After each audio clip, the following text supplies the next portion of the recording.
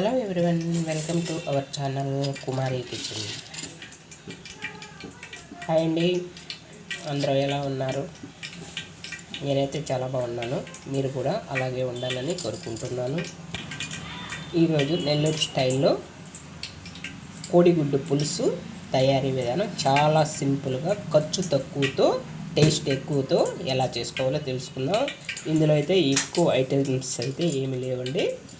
ఎగ్స్ని తీసుకోండి, ఉడికించి పక్కన పెట్టుకోండి.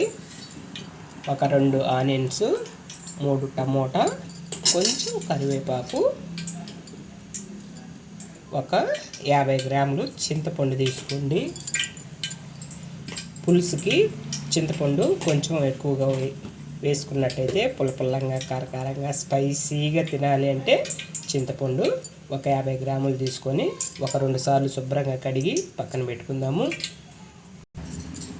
శుభ్రంగా చింతపండుని కడిగి 2 సార్లు చింతపండు పులుసు తీసుకున్నాము.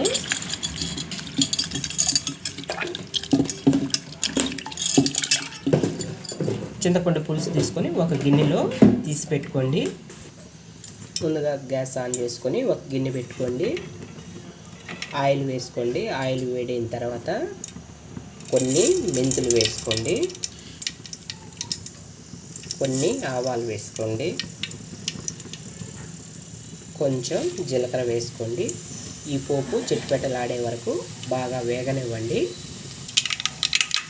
ఇలా పోపు చిట్పెట్టలాడిన తర్వాత కట్ చేసుకున్న 2 ఆనియన్స్ వేసుకోండి.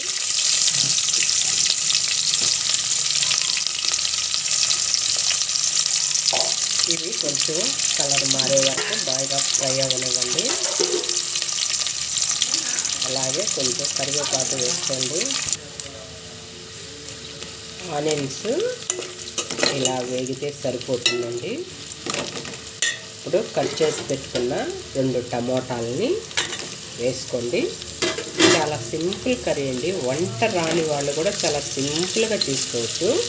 బ్యాచిలర్స్ చాలా ఈజీగా చేసుకునే కోడిగుడ్డు పులుసు.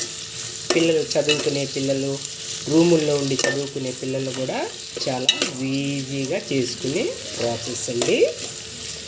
ఏముందండి చూడండి, నూనె, ఆయిల్ వేసుకున్నాము, ఆవాలు, జీలకర్ర, మెంతులు వేసుకున్నాం, ఆనియన్ని ఫ్రై చేసుకున్నాం, టమోటాలని ఫ్రై చేసుకున్నాం, ఉప్పు, కారం, పసుపే కదండి. చూడండి, టేస్ట్కి ఉప్పు వేసుకోండి. అలాగే 1 స్పూన్ పసుపు వేసుకొని, ఇది చిన్న స్పూన్ అండి. అలాగే స్పైసీగా తినేటట్లయితే కారాన్ని, మీ కారానికి తగ్గట్టు కారాన్ని వేసుకోండి. నేనైతే ఒక 2 స్పూన్లు కారం వేసుకున్నాను. మీరు కారం ఎక్కువ తినేటట్లయితే మీ కారానికి తగ్గట్టు కారం వేసుకోండి. చూడండి, ఇవన్నీ బాగా వేగి ఇలా ఆయిల్ డివైడ్ అయిన తర్వాత మనం ఉప్పు, కారం, పసుపు వేసేసుకున్నాం కదండి. ఇప్పుడు కలిపి పెట్టుకున్న చింతపండు పులుసుని ఇందులో వేసేసుకోండి.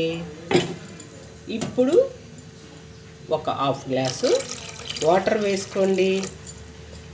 వాటర్ వేసిన తర్వాత ఒక 30 నిమిషాలు మూత పెట్టి మరిగించుకోండి. అంతేనండి, కోడిగుడ్డు పులుసు రెడీ అయిపోయింది. చాలా ఈజీ ప్రాసెస్ అండి. మీరు ఎక్కువ శ్రమ పడకుండా కమ్మంగా కడుపు నిండా తినేసేయచ్చండి. ఇప్పుడు ఒక 30% ఉడికించుకున్నాం కదండి.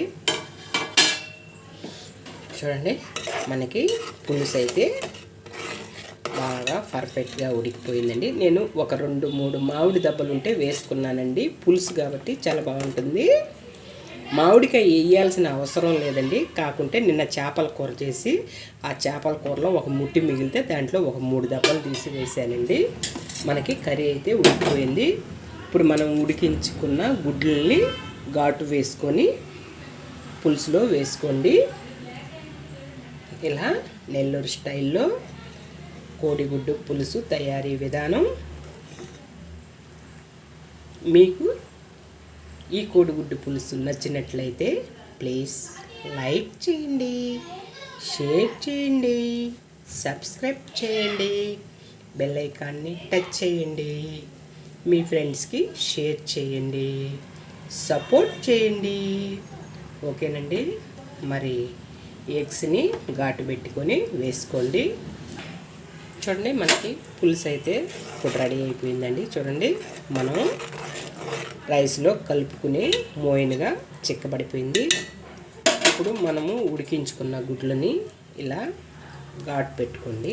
ఇలా ఘాటు పెట్టుకున్నట్లయితే ఇందులో ఉప్పు, కారం, పులుపు అన్నీ పర్ఫెక్ట్గా పడుతుంది. గుడ్లు వేసుకున్నాక ఒక 5 నిమిషాలు ఉడికినట్టయితే కోడిగుడ్లోకి ఉప్పు, కారం, పులుపు అన్నీ చాలా బాగా గుడ్లకు పడుతుంది. మనము గుడ్డు తినేటప్పుడు చాలా టేస్టీగా కూడా ఉంటుందండి. ఇలా వేసేసుకోండి.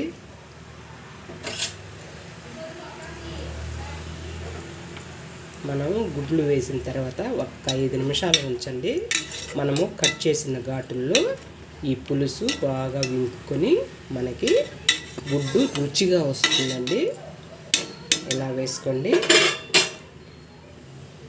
మీకు ఈ రెసిపీ నచ్చినట్టయితే ప్లీజ్ సబ్స్క్రైబ్ చేయండి. ఓకేనండి.